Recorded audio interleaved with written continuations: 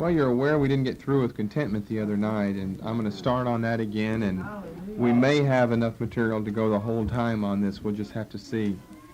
We're going to look at biblical contentment again then. I was a little too rushed, and I was not satisfied. I was satisfied with what I said, but I wasn't satisfied with having dealt with it totally.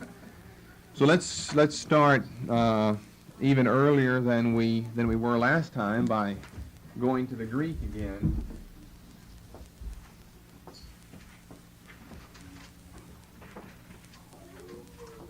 Basic word that we're concerned about, it's a relatively rare word. It's only found 8 times in the New Testament. Arkeo, A-R-K-E-O.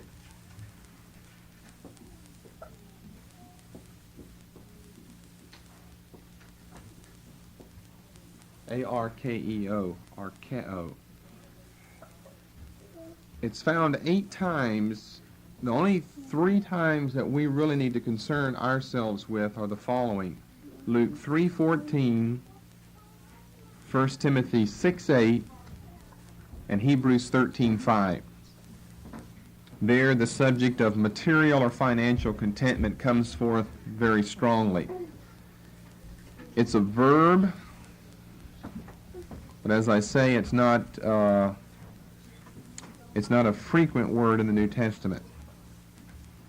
Then we have the adjective.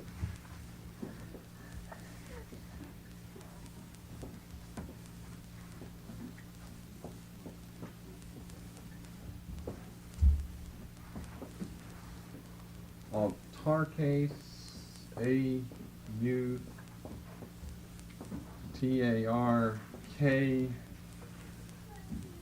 long E-S. Autarkes is the adjective. It appears only once, and that's Philippians 4 and verse 11. Now, it's not the adjective form of what I just gave you. It's a different word.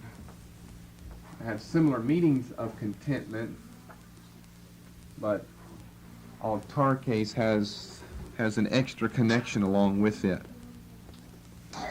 And then we have the noun that is based on the same as this word.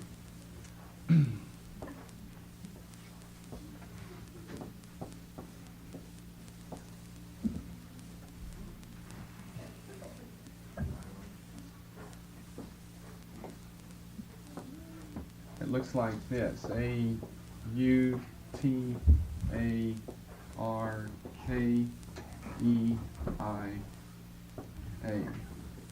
Autarkeia.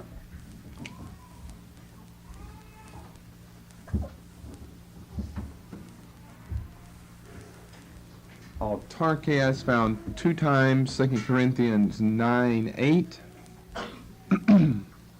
and 1 Timothy 6:6. So in 1 Timothy we have the arkeo and we have the autarkeia both found. We know that 1 Timothy 6 is dealing with the whole chapter, but particularly some verses toward the beginning up to the middle of the chapter are dealing with the subject of biblical contentment and dealing with the subject of financial wherewithal. Now, looking at the word joy and temperance, we kind of uncovered some of the ideas of Stoicism, particularly the Stoic doctrine of resignation and indifference. And I put all of these words, one right after the other, for this purpose, because there seems to be connections between things such as joy. In other words, you can have the Stoic extreme, although it's in between, but the Stoic extreme of I'm not going to be too happy or not happy enough. I'm going to resign myself to the fateful despair of indifference. False views of temperance and false views of contentment seem to fit in the same area. You have this impassive acceptance of fate. I'm mentioning that because that's what a lot of people fall into. There's something else will have to be clarified concerning that, but I will clarify that later on. But a lot of people fall in to the extreme unscriptural views and notions of let's stay on contentment since we're through with temperance right now. on contentment, this false view that it's just an impassive acceptance of one's fate, of one's lot in life, an impassive acceptance of that. They think, well, the Bible says to be content. And so content means to be impassive, to be indifferent, to just resign yourself. And that's not at all what the word means. Whenever these words, these virtues, these terms, these Greek ideas are used in the New Testament, there are always positive connotations to them. Christianity has taken, in so many of these cases we've seen, the purely negative sense of the Greek term or virtue, where they actually make the virtue a vice, perhaps. Or maybe they do make the virtue a virtue, but it's still this bland, gray, almost negative, not quite, but indifferent resignation to fate or to despair or to indifference. You don't see the positive feature of that at all. Contentment, we're talking about material provision. We're talking about financial wherewithal.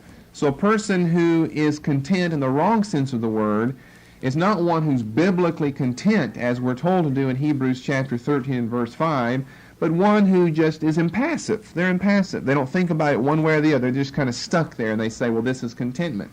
That's not biblical contentment at all.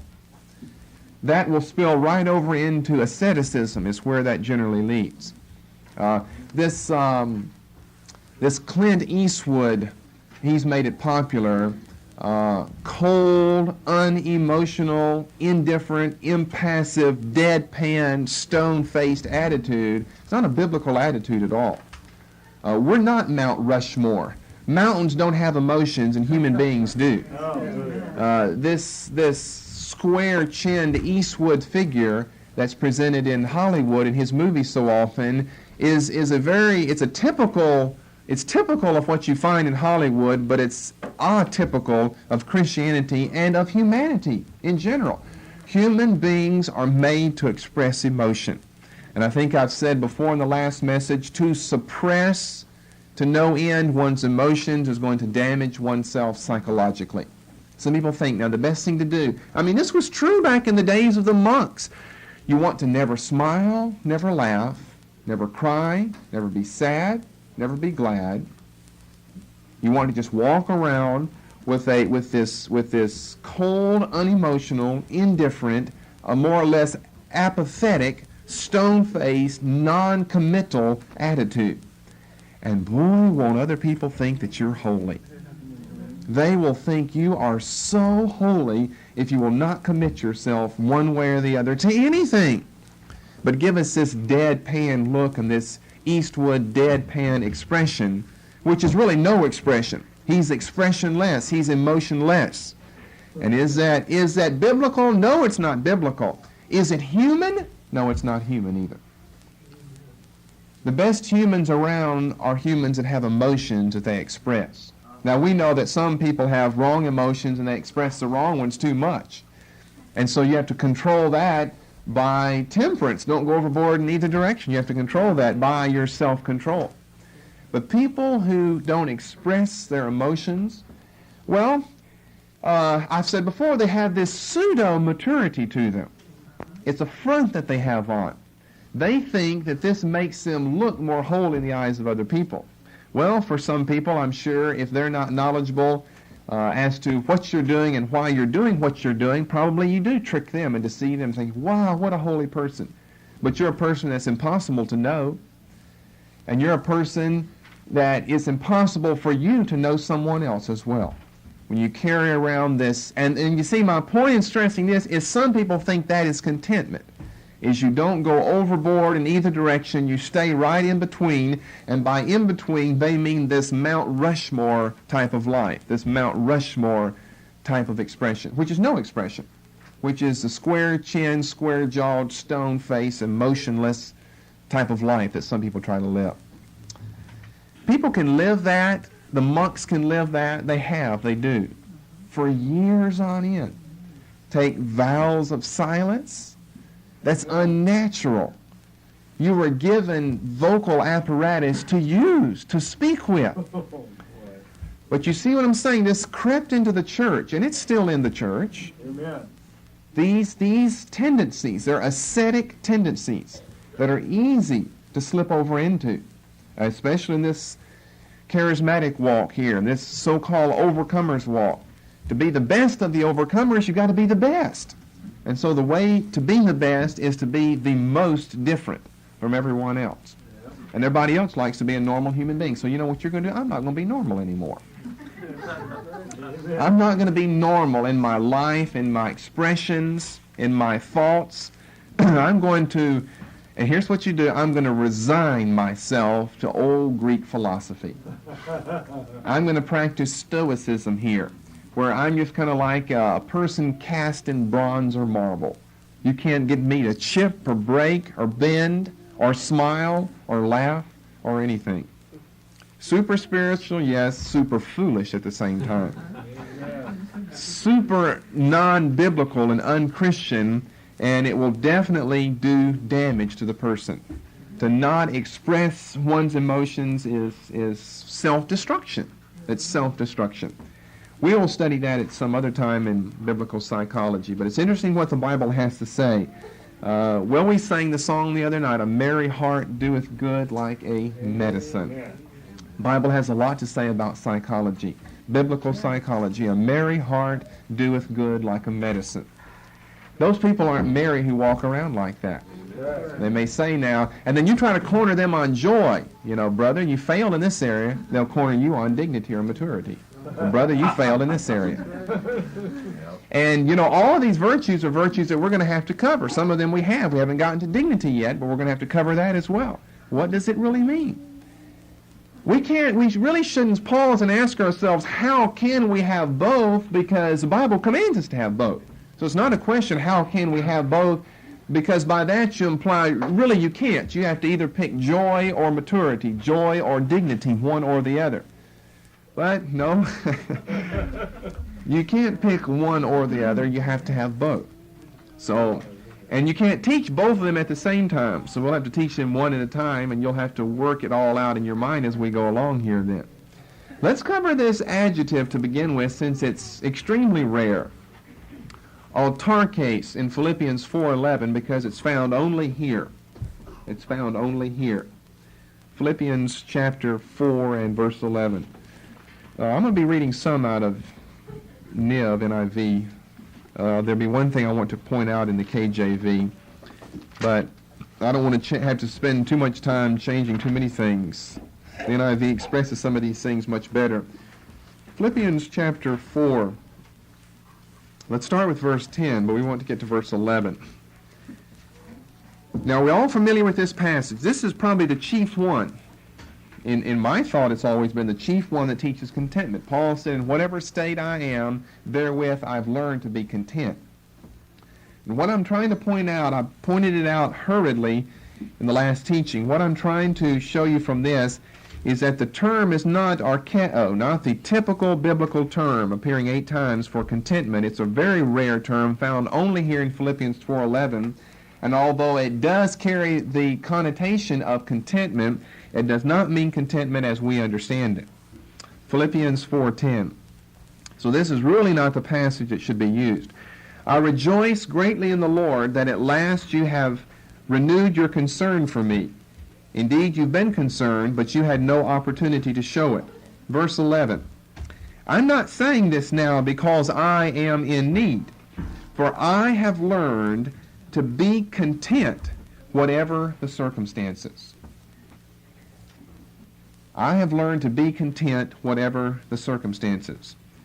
Now, what this word means, it does not mean really contentment. It means self-sufficiency. Autarkes means self-sufficiency, in need of no outside assistance.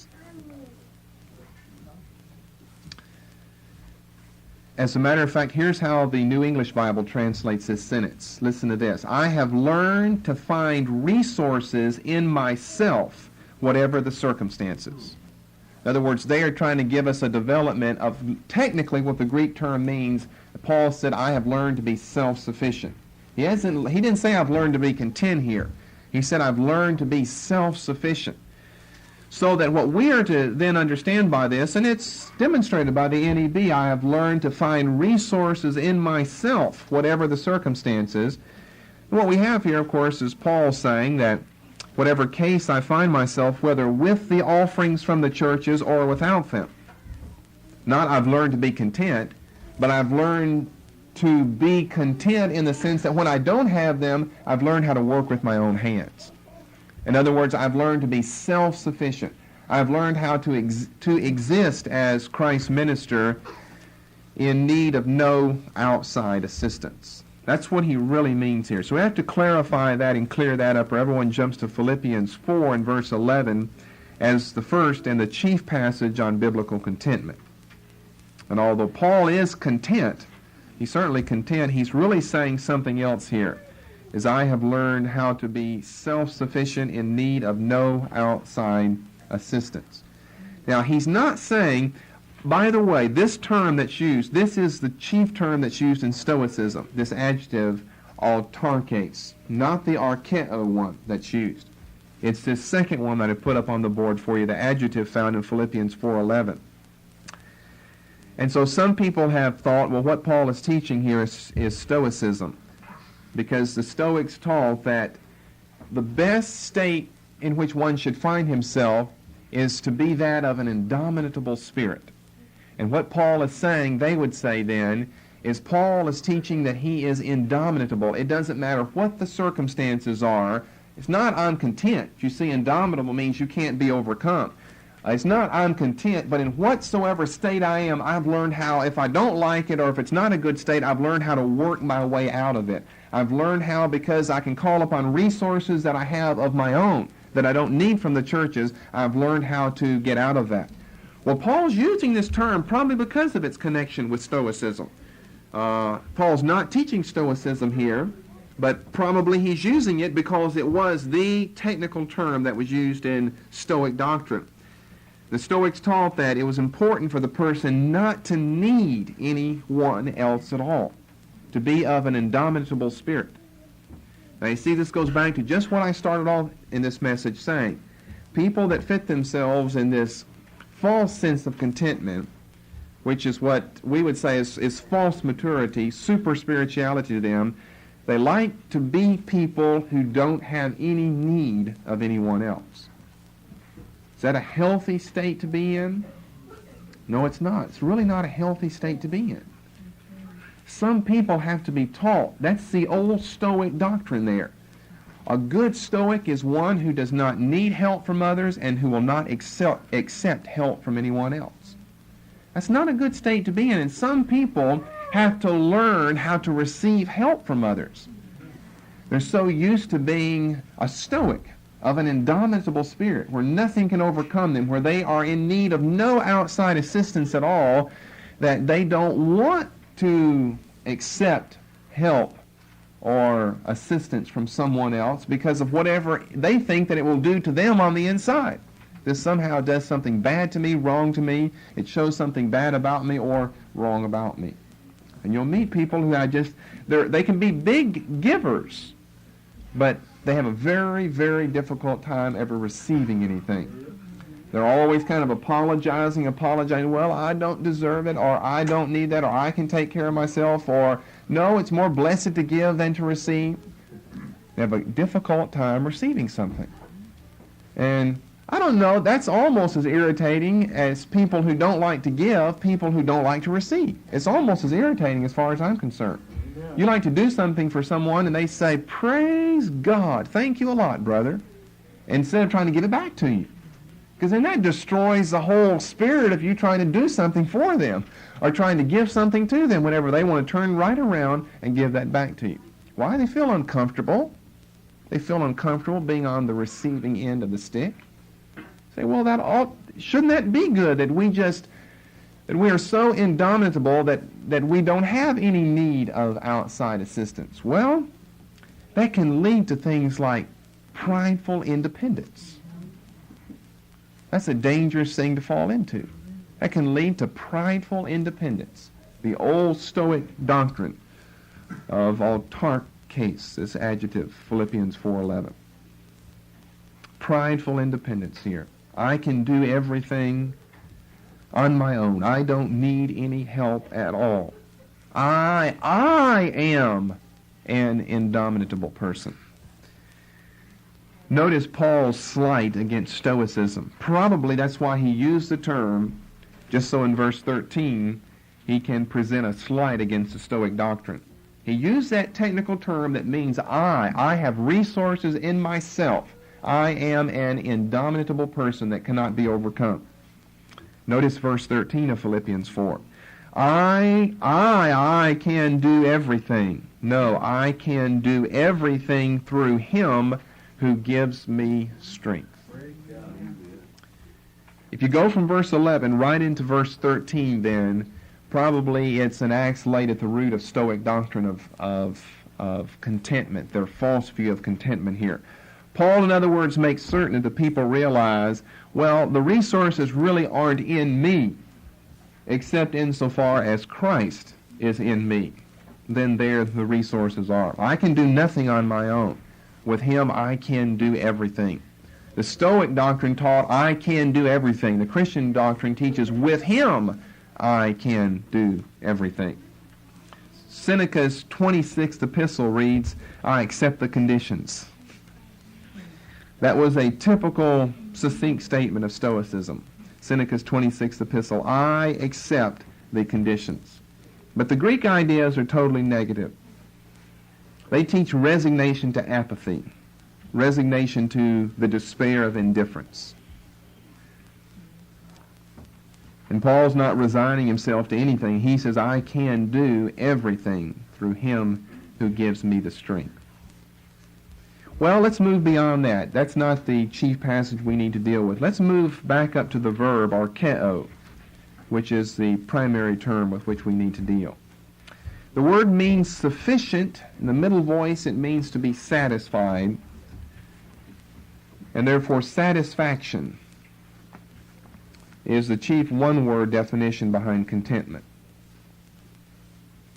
Contentment, biblical contentment, is Christian satisfaction. It's a form of temperance or self-control. Self-control of one's thoughts over his possessions. Temperance or self-control covers every area where self needs to be controlled. Contentment is one aspect of self-control. That's why we discuss these together. Contentment is one aspect of self-control where you control your thoughts concerning your possessions. It always, whenever it's found in the context of a Luke 3, a 1 Timothy 6, or a Hebrews 13 passage, it always carries with it the idea of material possessions. Now, we're dealing with three different categories of people. Maybe two. I'm going to be positive and say three categories of people here in the church this morning whenever we're teaching on something like contentment. We're going to discuss these categories, and you'll have to find out where you fit and make the appropriate adjustments. Three categories of people. First of all, you could be a content person, biblically content. Although I don't know that anybody here has really mastered that completely. Now, if you have, then you're not supposed to be here this morning. You would fit in that first category of being a content person. Okay, there are other categories. We're not going to deal with that. We're going to deal with the other categories where most people fit. Second category of people, people who are not content. Contentment, you see, is the cure for covetousness. Remember how we went through that list of virtues and vices? Way back at the very beginning, I gave you a list of many of the virtues that we would discuss, and even more than that, many of the vices. I said, we'll not discuss these because so many times they are just the opposite to some positive Christian virtue. And therefore, to discuss the positive Christian virtue is to give you a perfect idea of what the vice is, just the reverse of that. Contentment and covetousness go right together as being opposites of one another. If you're covetous, you're not content. If you're content, obviously, you're not covetous. You could add other words in there, too, like envy. A person who envies is a person who is not content. A person who murmurs or complains, does that hit anybody in the church? Has it ever hit anybody in the church? You're not content then. One who murmurs or complains over his financial state. Now, there's nothing wrong with discussing one's financial state, preparing for a better financial state for tomorrow. All of that's here in the idea and one's conception of contentment. But to murmur or to complain about one's financial state is to live outside of biblical contentment. I mean, that only makes sense. Do you envy somebody else's home, their job? Do you envy? Envy and covetousness, envy in the material sense, almost go together, both of which then would be opposites of biblical contentment. Do you envy someone else's job, someone else's car, someone else's home, someone else's furnishings, someone else's library, like your pastor's library? You envy something that somebody else has. You're not content then. Are more people in the world content or not content? Most people are not content out there. So it's not like we're dealing with a minority question here. We're dealing with the majority side here. And you've got to watch yourself carefully on these things, particularly when you hear of someone else's blessing that they receive. Are you content with what you have? It's a biblical command to be content. We're told in Luke 3 to be content with your wages. We're told in 1 Timothy 6 to be content with food and clothing. We're told in Hebrews 13 to be content with whatever it is that you have. That covers all areas of our life then. And the New Testament epistles teach us, be content with whatever it is that you have. Now, some people say, because they fail to realize that contentment is not based upon outward circumstances or outward conditions. Oh, I can be content like you are if I just had what you have. That's not the basis for contentment, though. Because whenever you have what that person has, you won't be content with that either. That's the literal truth. If you're not content where you are right now, you'll never be content with more. Because contentment is not geared by outward conditions. By how much you have, by how little you have, by what you want or don't want.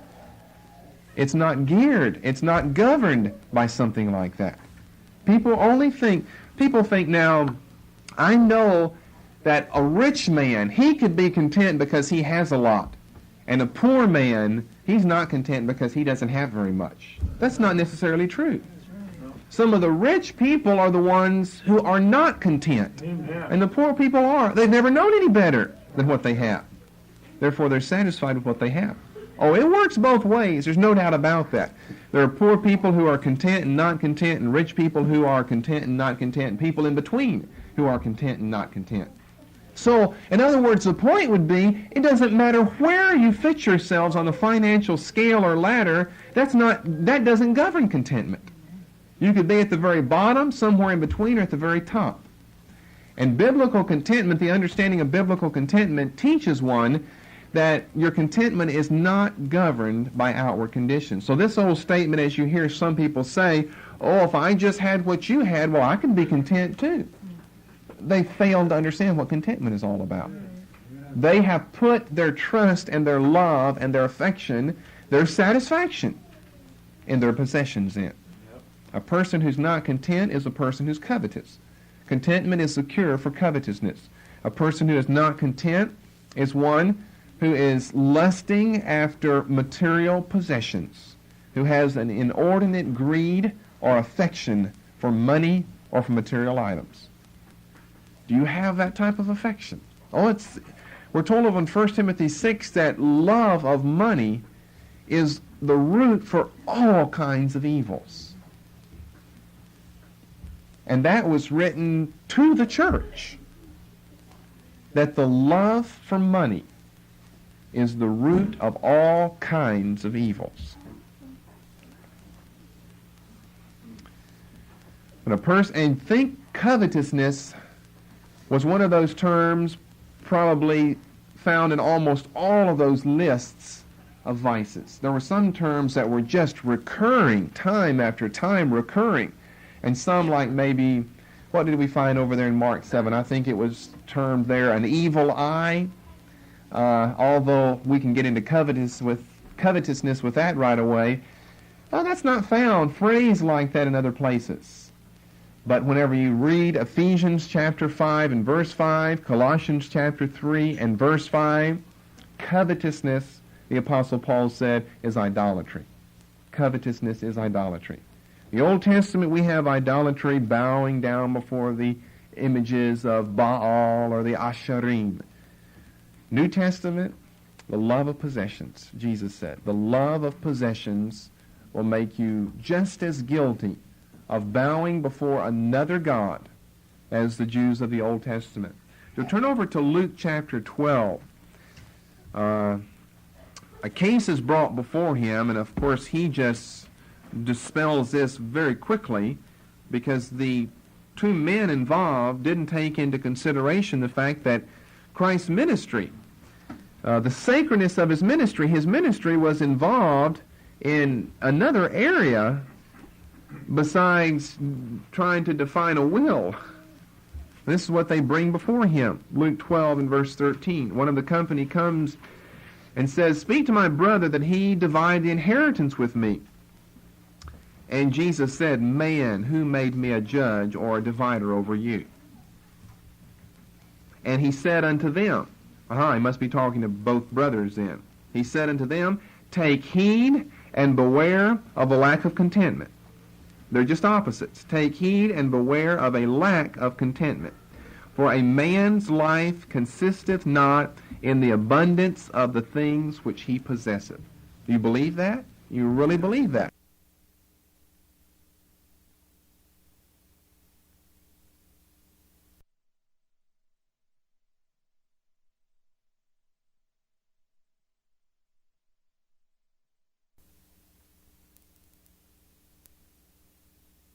Your neighbor's life, your Christian brother's life does not consist in the abundance of those things that he has. So a second group of people, and probably one of the largest groups that you have to deal with, would be people who fail in this whole area, in this whole business of contentment. If you're an anxious person, Matthew chapter 6 teaches, you obviously are not practicing biblical contentment. Scriptures teach in Hebrews 13 and verse 5 that you have to be content wherever you are and with whatever you have. And there are just a whole lot of people not like this. You've got to make sure you're one of those who meets the condition of biblical contentment. You're not greedy, you're not envious over someone else's goods, over someone else's blessings. I mean, you don't just react negatively to them. You're blessed with them whenever they're blessed. You're blessed when they're blessed. But you're not greedy when they're blessed. You're not envious when they're blessed. You're not sorrowful over your state in comparison to their state whenever they're blessed. But you're just totally satisfied where you are and with what you have. You can check your own life to know whether or not you really are satisfied. That's the basic word in the definition of contentment. Are you satisfied? Are you satisfied with where you are right now? See, I'm satisfied. I'm satisfied with where I am right now. We all have to be like that. Satisfied where we are right now with what we have. Because it's not governed by external conditions or circumstances. It's a deception for a person to think, if I only had more, then I would be satisfied, then I would be content. That's a pure deception. That's a pure fantasy in someone's mind. Because as soon as you have tasted of more, then you'll want more.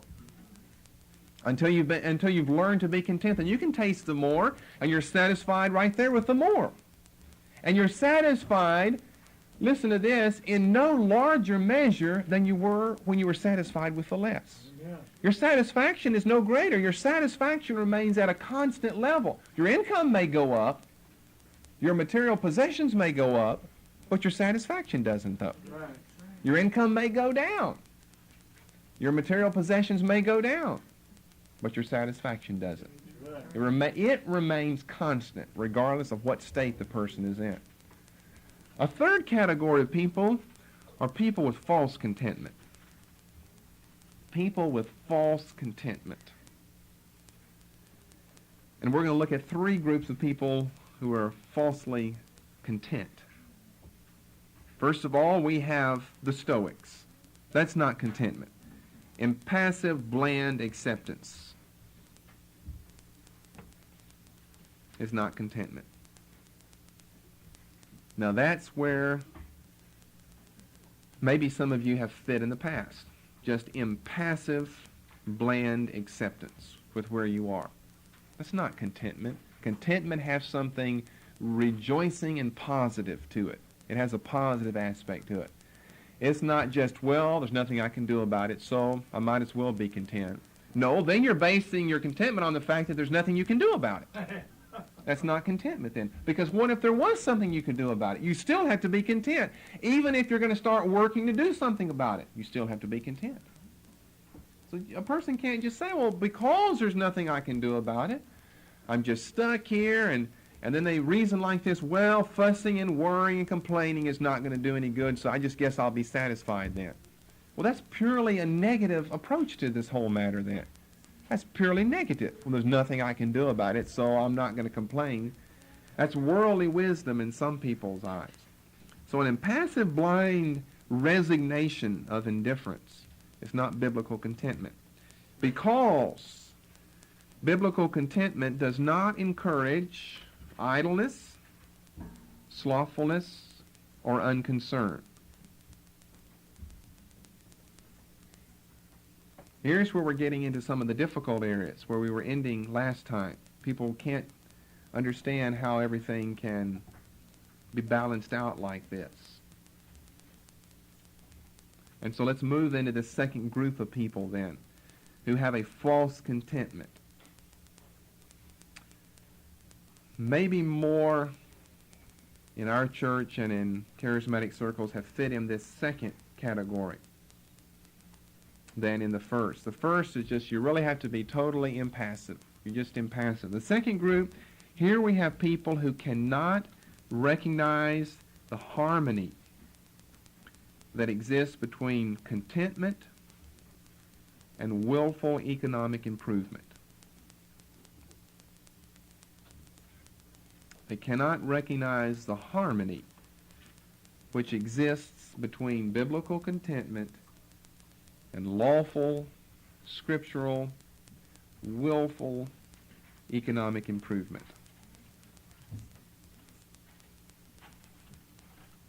Or to say in another way that not as long but saying the same thing, maybe easier to remember, contentment is not economic complacency.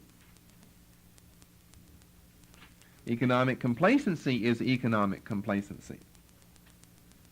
Contentment is not equal to economic complacency. Here's where I think some people have failed to recognize the true, narrow, sweet, beautiful biblical harmony that exists between being content and also looking for a job that pays more or looking for a way to make more money. And they say, "No, wait a minute, how can that proves that I'm not content then." No, then you're saying contentment's based on outward, external circumstances and conditions then. Now, if I went and looked for a way to make more money, that would prove that I'm not content right where I am. No, it's a failure to understand the biblical concept of contentment entirely. Now, that could show that, but that's only because the person has false contentment and false ideas about that. Because a lot of people, if you teach contentment, they think that means economic complacency. That God has stuck me right here at $4.50 an hour. And if I were to make an attempt to go beyond this, then that's showing God I'm not satisfied with what He's given me. That's not showing that at all. It's not showing that at all. There is such things as willful economic improvement that's based on true biblical economics. And that doesn't have anything to do with contentment inasmuch as one would think this is the opposite of it or a contradiction of it. It's a moving up an economic or financial ladder or scale not to get more content or less content, but only to have more, and you'll find your contentment there, if you've had contentment at all, will be the same contentment. It's the contentment that you had back with $1 an hour, that you have with $3 an hour, that you have with 10 an hour, that you have with 30 an hour. It's the same contentment. Now, you see, if you can't come to this conclusion, then it'd be a sin to ever move up in pay. In other words, what the type of job, the first job that you ever got, that you ever get as a 13-year-old, you want to make sure it's at least over $50,000 a year. To make sure you never have to move up, which would prove that you're not content. See, that's what would have to happen then if we reason this way. That's a false view of contentment then. You'd have to start at the very top of the economic ladder, however high you want to go up. You think $50,000 would pretty much probably cover all the needs I would have every year for the rest of my life, making $50,000 a year. That'll have to be your first job then. You could never go up any higher than that, because in your mind's eye, you would think that proves that I'm not content where I am. You see what I'm saying there? There's no contradiction between a biblical concept of contentment and willful economic improvement. There's only a contradiction between this false view of contentment and willful economic improvement. Let's go on to a third category of people, and these are the ones that really get you. Others say that they're content. Oh, I'm content, but they're too quick to add in this little bit about economic improvement. Then I am suspect, they are suspect to me, and I'm suspicious whether or not they are practicing biblical contentment at all. You know, you'll be saying something along this line that, well, a harmony exists between contentment and economic improvement. And what you're trying to do is to stress to some of those people who have these false ascetic views of contentment, you're trying to stress there's nothing wrong with willful economic improvement as long as you keep your contentment the same. There's nothing wrong with that at all. And then you'll have a group of covetous people who say, that's right, I'm content, but hey, listen, remember, no, wait a minute. And they'll go right into this finance. We got to have more money. We got to do this. We got to do that. And then you can't ever tell them, no, wait a minute, that sounds like covetousness, because they'll say, no, wait a minute, you just said that does not rule out willful economic improvement. But they're too quick to always add that in. They're too quick to add it in. And that shows me probably the person is really not content after all. In other words, do you have to have that added in before you're going to be content? What if that was just the end of the biblical definition? You have to be content where you are. No economic improvement in the future. Could you be content? This group of people could not be content, which proves they're not content after all. They want you to say, be content. They will say, I am. They want you to then finish the sentence by saying, and there's no contradiction between your contentment and trying to make more money. And they'll say, praise God, because that's really what I want to do anyway, is make more money. That person is not content. Then they would use even a biblical definition, or our definition of contentment. They would almost use that against us, against you then, to show that we've got to make more money, we've got to make more money. And see, I'm all in favor of making more money, but I'm more in favor of a person really understanding what contentment is to begin with, because the warnings in the New Testament are too numerous and too plentiful against the snare and the danger of the love of money and possessions. The warnings are too numerous to come along emphasizing that. See, we might get to emphasizing that later on in Christian ethics. We're starting with the principles involved in all of this right now. The virtues that are the undergirding and the undersupport for everything. Because you find people who just don't even know that it's scriptural to try to get a better paying job. Until they've been stuck at that one for a long time and all of a sudden they see it's scriptural. Or if it's not scriptural, I'm going to do something anyway about it. Early days you might never recognize that maybe, just maybe, if my contentment, if this area is all satisfied in my life, then maybe what I'm manifesting here is slothfulness then. I could be making more money. Maybe what I'm manifesting here is a lack of biblical wisdom. I could be making more money, but I'm content. And because I'm content right where I am, I'm not going to make an attempt to make any more. In other words, maybe they're meeting the so-called requirement for contentment. Maybe they're not meeting other virtues in the Bible, such as be a wise steward. Be a wise steward.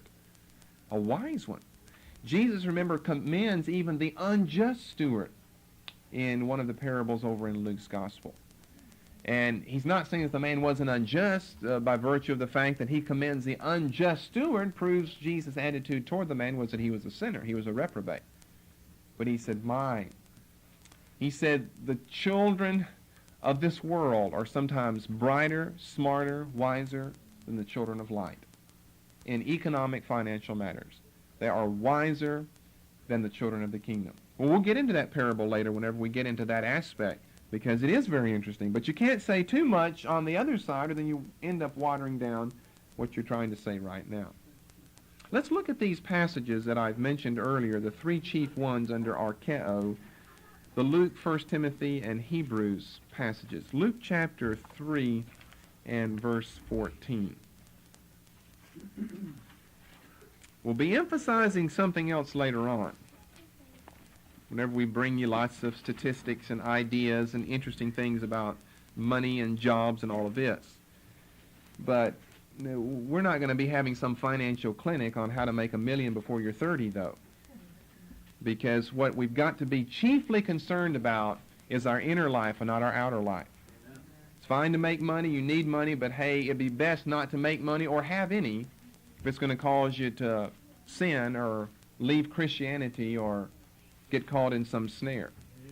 Because the Bible teaches too much about covetousness, that it is idolatry. It is a grievous snare into which too many people fall. And I guess with ourselves living on the fringe of the charismatic movement, then something like this is even that much more important then. Because you're always encouraged after material items. Material items, to the point that you confuse the will of God with your own human desires and emotions. You confuse the will of God. The will of God is that I have the best.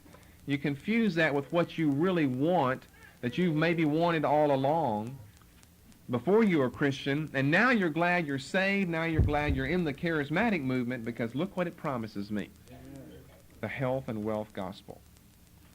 And see, I remember in my life, that's why I guess I'm satisfied in a lot of areas of my life. Back whenever I first got into this, I just gave away everything that I had. I had a lot of money, and I sold it so I could give it all away. Sold some stock so I could give it all away. So I guess I was showing right away that I wasn't too concerned about having a lot of things. I've told you before, I should have gone out, according to other people, and bought a car. That's what every person in their late teenage years needs right away. I didn't want a car. I want to spend my money on books and tapes. Is what I wanted to do. Whenever you know that you have done that, or you are doing that, or you can do that, then it kind of shows to yourself that you're content. And then you're not too worried if you go out and spend $1,500 on some item. Like some people think, oh no, what am I doing, apostatizing from the faith today or something? I spent $1,500 on a breakfast table. You can hardly buy a nice dining room table for less than that. So we're talking about a really ornamental breakfast table. $1,500? Am I covetous after that? Well, if your whole life leading up to that has been you gave your money away, you hadn't been hoarding it away in a sock somewhere, you didn't have enough sense to be covetous back in those days. You just were loving the Lord too much and were too grateful for the spiritual work that He had done in your life, and so money, who cares about money? Praise the Lord. You start caring later on, but who cares about money? I've got Jesus. When I have Him, I have everything. Hey, that's exactly right. And that's what has to stay constant in a person's life. As you grow up and get some of this so-called maturity, which we all do, that has to stay constant. And for too many people, not only is it not constant, it never was there to begin with. If I've got Jesus, I've got everything then. Isn't that true? Amen. That is true. If you have Him, you have everything. Amen. Now, we can all say amen, but do we really believe that? Could we really live that? Could we really live that? If I have Him, I have everything. And I'm going to make willful attempts to improve myself financially. But that's not where my concern is at all, though. Maybe you say, the only reason I'm really doing that is because I have a family to take care of. If it were just myself, just myself, then I could live very, very cheap if I had to. But when you've got a family, and you've got children, you've got whatever to take care of, then you start thinking along that line. Then maybe that proves something that is good about the person after all. Luke chapter 3. John the Baptist has different groups or crowds of people that come before him in his teaching. He's got, in verse 10, crowd comes before him. Tax collectors come to be baptized. Don't collect any more than you are required to, he told them. Some soldiers asked, what should we do? And here's what we need in the end of verse 14. He replied, don't extort money, don't accuse people falsely, and arkeo, this is a verb here, be content with your pay. Now that's pre-Christian because it's teaching by John the Baptist, but it's certainly Christian teaching though. Pre-Christian in time, but it's Christian in thrust. Be content with your pay. Now, he didn't say, be content as long as you're making enough. Well, anyone could be content then. He didn't say, be content as long as you're making enough. He said, be content. Be content, period. Now, be content, period, doesn't mean that tomorrow you can't try to make more. But be content, period, means you have to be content exactly where you are. And you have to ask yourself, are you? This was pre-Christian teaching here. From John the Baptist to some of these pagan Roman soldiers. He said, you soldiers, you be content with your wages, with your pay. Then if you'll jump over into 1 Timothy. 1 Timothy chapter 6 and verse 8.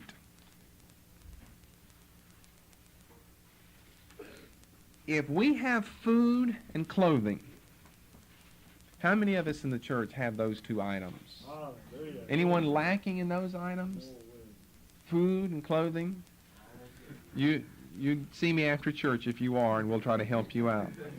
That's the literal truth. You see someone else as well who just raised their hand. I caught you too. Those of you who raised your hand, they will help you out. Amen. Probably there are no exceptions here. If we have food and clothing, now he didn't say nice cars or nice donkeys. He didn't even say a home here. You don't have to have a home. You can sleep under a bush or in a cave. I guess you could even do without clothing, but that would not be so good. You can't do without food. Two basic things. If we have food and clothing, we will be content with that. Wow. It strikes right at the root of all of this humanism in the charismatic movement of give me, give me, give me, my name is Jimmy.